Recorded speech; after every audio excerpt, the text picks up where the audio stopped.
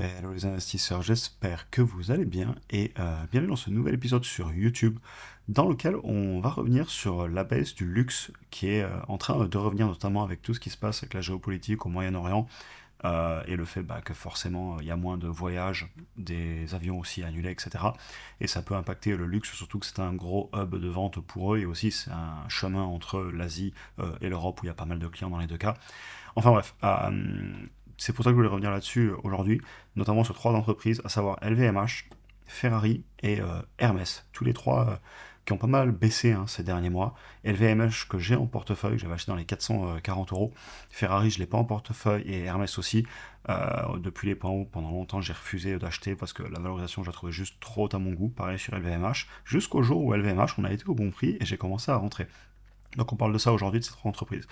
Pour information aussi pour les membres de la communauté, je vous ai fait une vidéo cette semaine sur Eli Lilly, GE Vernova, Saint-Gobain, Lumibird et EPAM System.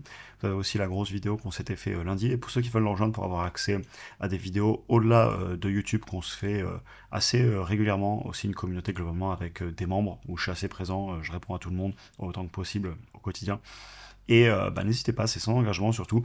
Donc au bout d'un mois, si vous voulez revenir que sur YouTube, c'est tout à fait possible et ça vous permet de découvrir du travail en plus de YouTube. Et évidemment, comme d'habitude, il s'agit d'un cas de conseil en investissement. On attaque. Donc l'objectif, c'est de faire le suivi sur ces valeurs des entreprises pour lesquelles, enfin, sur les trois, j'ai déjà parlé de ces entreprises sur la chaîne YouTube, j'entends. Et on va commencer avec LVMH. Donc LVMH, déjà, j'aime bien l'entreprise, c'est pour ça que je l'ai mis en premier.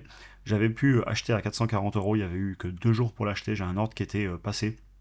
Ici, c'était globalement début 2025, je crois que c'était avril à peu près, à aller retourner. Bon, on peut même aller voir ensemble d'ailleurs. Alors ça c'est Ferrari qui a beaucoup baissé, hein. Mais on le verra, on est toujours trop haut pour moi, clairement. Mais ne jamais dire jamais en bourse, parce que pendant longtemps on m'avait dit LVMH, faut pas rêver, etc. Mais on peut très bien y aller. Et pareil, quand elle était remontée là-haut, il y avait la peur de rater le train. Ah, on la reverra jamais à 440. Comme je le dis toujours, ne jamais dire jamais, et on va peut-être y revenir. Bref, c'était en juin du coup. C'était ça, donc c'était milieu d'année. J'en reviens à ce que je disais. Pourquoi pas, je pourrais en racheter du LVMH, aller dans ma shortlist. Aussi belle que l'entreprise soit-elle, ça je tiens à le dire, je me dois de la payer à un prix qui me convient d'après mes chiffres, si le business me plaît, bien évidemment. Et je peux être très patient, la preuve depuis juin, je n'ai pas racheté du LVMH, je ne l'ai pas vendu non plus. Et je sais qu'il est possible que certaines baisses n'arrivent jamais, on le verra après sur Ferrari et Hermès, mais c'est ok. En tout cas, ne pas avoir de certitude. J'applique ma méthode, j'ai un prix à payer, point final. Au niveau de l'action qui était vite remontée, je voulais reparler aussi du fait que la peur qu'on a en ce moment, du coup, évidemment, ça continue à la faire corriger. Et j'ai essayé d'estimer ou d'aller voir dans les documents financiers quelle était la part du chiffre d'affaires au Middle East, donc au Moyen-Orient pour LVMH. Il nous donne que les autres marchés, donc hors États-Unis, Europe, Asie, Japon, et on n'a pas donc le détail exact parce que par exemple dedans vous avez aussi l'Amérique du Sud, l'Afrique, le Canada. On serait globalement autour des 6 à 8%, ce qui n'est pas non plus énorme, même si ça peut clairement impacter le chiffre d'affaires. À savoir aussi que pour 2026, j'ai mis pratiquement pas de croissance sur LVMH, sachant que l'année d'avant j'avais mis de la décroissance dans mon analyse, donc je suis très prudent. Et ce que j'essaie de vous dire ici, c'est que surtout je suis pas pressé. Je peux prendre mon temps. J'achèterai, puis si j'achète pas, c'est pas grave. Et au niveau, aussi un point intéressant, l'euro. L'euro qui baisse fort, et donc ça va certainement pouvoir avantager en partie LVMH sur le chiffre d'affaires.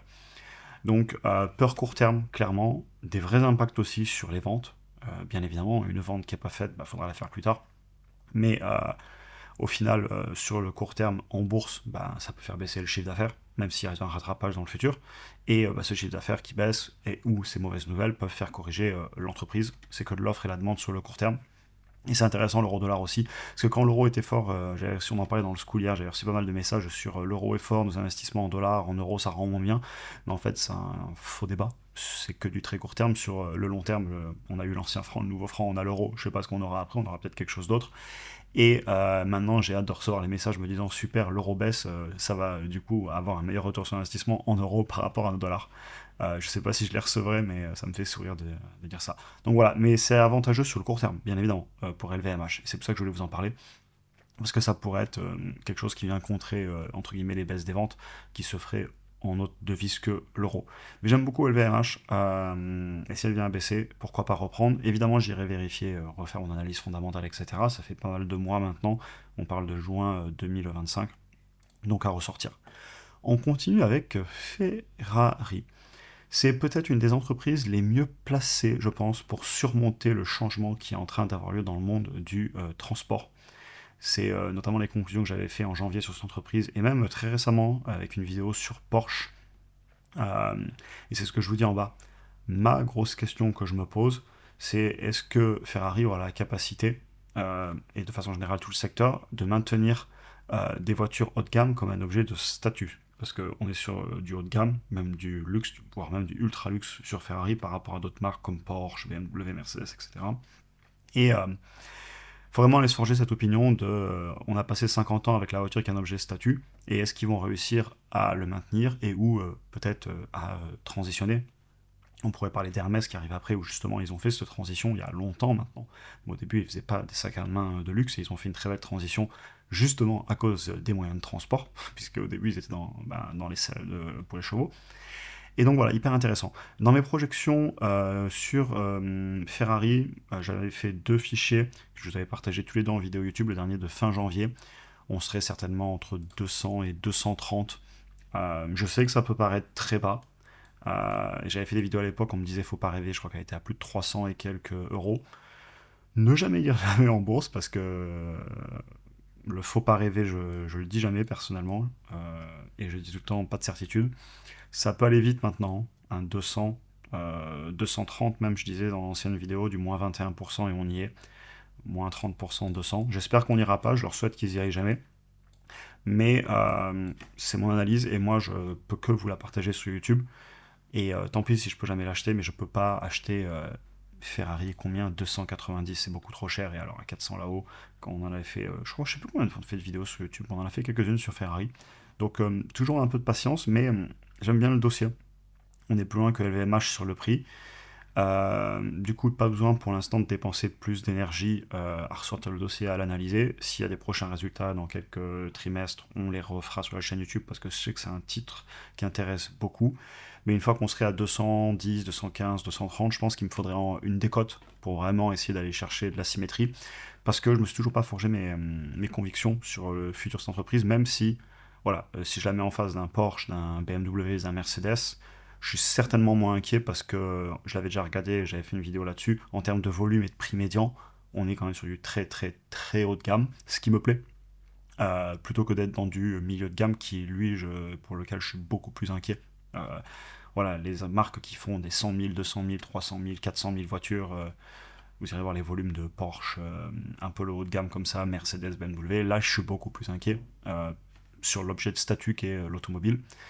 Mais c'est ma vision des choses. Par contre, Ferrari, on n'est toujours pas au prix, on n'ira peut-être jamais, mais si on y va, j'y m'intéresserai. Et LVMH, pour vous dire, j'ai mis LVMH en premier parce que je veux amener du positif dans les vidéos. Il y a plein d'entreprises que je n'achète pas. Et si je ne parlais que les entreprises que j'achète, je ferais une vidéo par mois. Et c'est ma passion, j'ai envie d'en parler. Mais j'ai mis LVMH au début parce que LVMH, justement, j'ai pu l'acheter à 440 et on n'est pas loin. Donc j'aime bien voir ça. Je vais finir avec Hermès. Vidéo en live, hein, je vous fais sans cut parce que moi, comme ça me permet aussi de gagner beaucoup de temps, sachant que j'ai énormément de travail en arrière-plan en ce moment. C'est ça que j'ai un tout petit peu ralenti YouTube, mais ça repartira, vous inquiétez pas, quand j'aurai fini tout ce que j'ai à faire. J'ai aussi mis Hermès dans la vidéo, car justement, il y a souvent un parallèle, en tout cas que j'aime bien faire moi, avec Ferrari. Parce qu'en termes de volume, d'exclusivité, etc., je vous le disais avant, c'est vraiment des entreprises dans le très très très haut de gamme. Ferrari, je sais plus, j'avais vu entre 10 et 15 000 véhicules sur ces dernières années par an, contre un Porsche, c'est des centaines de milliers, donc c'est pas les mêmes niveaux de ultra exclusifs. Et peut-être avec le risque en moins sur Hermès, dans le sens que Hermès a déjà fait sa transition vers un nouvel objet de statut, parce qu'à l'époque, quand vous remontez, c'était les selles pour les chevaux. Et bien évidemment, les moyens de transport ont changé, on a beaucoup moins de chevaux qu'avant, c'est devenu plus qu'un objet passion. Et quand je vois l'automobile qui pourrait peut-être de plus en plus devenir ce que j'aime bien appeler maintenant le TaaS, Transport as a Service, donc en gros du transport en tant que service et plus forcément une possession d'un objet, et ben le ultra haut de gamme, c'est peut-être partie des seuls segments où je dirais ouais, ça restera peut-être. C'est pour ça que j'aime beaucoup Ferrari et que je vous en parle régulièrement sur la chaîne. Parce que c'est un dossier, s'il venait à s'écrouler sur des peurs, comme Hermès d'ailleurs, je pourrais m'y intéresser. Parce que c'est des secteurs que j'aime bien, avec de la capacité à fixer les prix. En plus, Ferrari, c'est de l'industriel, donc ça a une petite touche que j'aime beaucoup de par ma formation. Donc voilà. Et certains prendront le tournant, d'autres non. J'espère que Ferrari prendra et que Hermès, Hermès a déjà pris. Revenons sur Hermès, excusez-moi. On est normalement à moins de 5% des ventes pour Hermès dans le Middle East de ce que j'ai vu. Il n'y a pas les chiffres officiels, mais c'était en discutant avec une IA, on arrive en remontant des infos qu'on a eues dans plusieurs années à le retrouver. C'est aussi une entreprise qui est certes peu diversifiée. Ils ont globalement Hermès, c'est pas comme un LVMH que j'aime appeler mon ETF du luxe. C'est pour ça que j'aime beaucoup un LVMH par rapport à un Kering ou je sais pas pourquoi Gucci, Gucci je crois, est mieux que une des 70 marques de LVMH. Donc j'aime bien cet aspect ETF et chez Hermès j'aime beaucoup l'aspect ultra luxe, grande rareté. J'en parlerai d'ailleurs parce qu'en plus je connais bien cette entreprise. Il y a beaucoup d'ateliers vers où j'ai de l'immobilier en France. Bref. Et cette politique de la rareté, j'aime beaucoup, donc ça m'inquiète un peu moins. C'est-à-dire que même s'il n'y a pas les ventes qui ont lieu au Middle East, au Moyen-Orient, bon, on va les rediriger, les ventes, c'est beaucoup de ventes sur commande, ventes exclusives, etc. Donc je suis moins inquiet sur Hermès. Au niveau de la valorisation, elle est assez ancienne, hein. Je l'avais faite en avril. Moi, je pourrais la payer certainement à partir de 1005. Je ressors le dossier. Alors, je me rappelle, j'avais eu des réactions justement dessus où on me disait faut pas rêver. Je sais plus c'était quand. C'était en mars 2025, la première vidéo, vous voyez, ici. Mars 2025, on était à combien? 2004, c'est ça.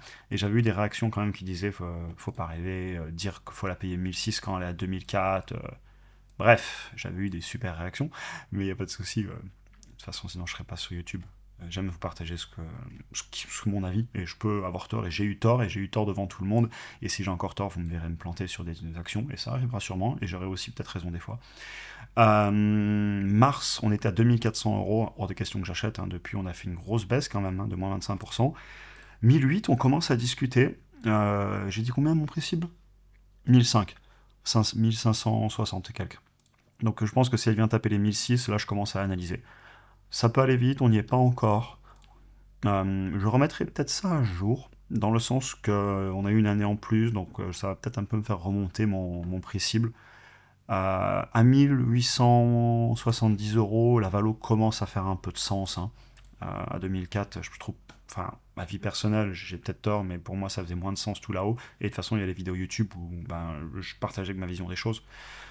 J'espère qu'ils iront jamais aussi bas, comme sur les autres, mais ne jamais dire jamais. Et je suis obligé de suivre ma méthodologie. J'aime beaucoup, beaucoup l'entreprise. En plus, j'y ai une attache particulière. Je connais des personnes qui y travaillent, centre de formation, pas loin d'où j'ai de l'immobilier, des ateliers. Enfin, des ateliers, c'est des usines, hein. C'est pas des petits ateliers comme vous l'imaginez, ça reste quand même Hermès, ils en fabriquent du sac, hein. Même si dans l'image de marque, faut pas trop en parler et tout, mais voilà, c'est pas des petits bâtiments non plus, hein. Et j'ai beaucoup parlé de ce business avec des personnes qui y travaillent, c'est très intéressant, j'aime beaucoup Hermès. Ferrari, si je rentrais, ce serait vraiment une histoire de valorisation, parce que très long terme, je suis déjà quand même beaucoup exposé à la technologie, à l'automobile, à l'industrie aussi, parce que c'est des secteurs qui me plaisent. Et LVMH, si elle corrige, et que la peur qu'il y a en ce moment, c'est quelque chose qui, d'après mon analyse, je viens à le valider en ressortant le dossier que ça va, ça m'inquiète pas pour dans 5 ans et plus, et ben je vais pouvoir reprendre mon DCA peut-être. Voilà. Excellente vidéo que j'ai pris beaucoup de plaisir à faire, en tout cas excellente dans le sens que ça fait 2 jours que j'avais pas fait de vidéo, j'ai eu tellement de trucs à faire que là je me suis dit allez dimanche tu nous fais une petite vidéo. Et puis je continue à vous en faire quand même assez régulièrement, plusieurs fois par semaine. J'espère que vous a intéressé. Dites-moi ce que vous pensez de ces entreprises, n'hésitez pas à le partager en commentaire. LVMH, vous savez que j'aime beaucoup puisque je l'ai même acheté après une très longue baisse. Ferrari, ne jamais dire jamais, elle a beaucoup baissé, je sais que la baisse fait mal, je sais que ça peut surprendre, mais d'un point de vue des chiffres, ça me surprend pas, et il y a toutes les vidéos où j'en parlais. Et Hermès, alors Hermès, ça me surprend presque un peu plus, parce que c'est une entreprise qui a toujours été payée cher par le marché. Et si on venait à la prendre à un niveau de prix intéressant, sachant que là j'ai quand même mis un prix payé par le marché assez élevé, hein, pour la payer 1006, c'est pas en mode conservateur, hein, c'est vraiment le max que je serais prêt à payer. Peut-être que je demanderais une micro-décote, mais bon, avoir une décote sur Hermès, c'est dur, hein. Historiquement, c'est très très beau business. Donc Hermès, je suis pas sûr qu'on y aille un jour, mais au pire, c'est pas grave. Ceux qui l'ont en portefeuille, bravo à vous. Je vous souhaite une excellente journée à tous et à très bientôt pour un prochain épisode.